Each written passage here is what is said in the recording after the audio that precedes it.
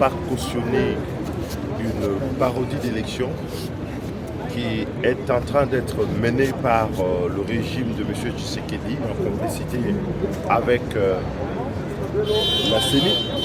Vous savez, là, premièrement, on a procédé dans les conditions les plus opaques au recensement des électeurs sans que personne ne connaisse comment ce fichier électoral a été constitué.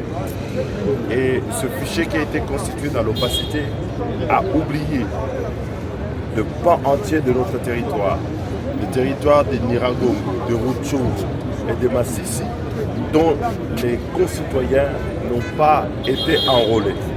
On se pose même la question de savoir si ce pouvoir n'est pas là pour une haute trahison de notre pays en laissant ses concitoyens à la merci du groupe M23 et en faisant pour une deuxième fois une élection à laquelle certains de nos concitoyens ne vont pas prendre part parce que étant sous l'autorité d'une armée étrangère, ainsi qu'ils le disent eux-mêmes, dans cette partie du pays.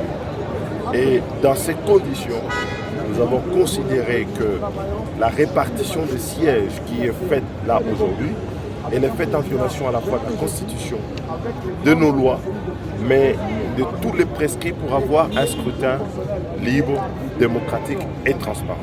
Et comme nous ne voulons pas accompagner cette mascarade, nous sommes sortis pour marquer notre désaccord face au refus du bureau de donner la parole au groupe pour exprimer leurs préoccupations politiques majeures sur le fichier électoral. Nos concitoyens ne doivent pas se tromper sur une chose. Le fichier électoral constitue le point où le consensus se fait entre les acteurs avant d'aller aux élections.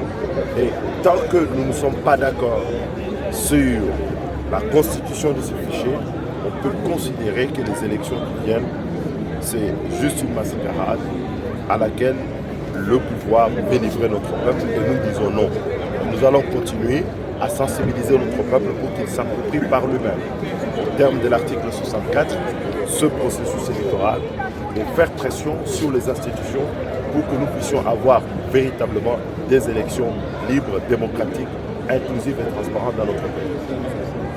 Voilà le message que nous voulions vous transmettre au nom de l'opposition, de formation politique avec les 4 leaders qui sont candidats à l'élection présidentielle et qui œuvrent aujourd'hui des concerts pour que nous ayons des élections libres dans notre pays. J'ai dit, je vous remercie. Merci.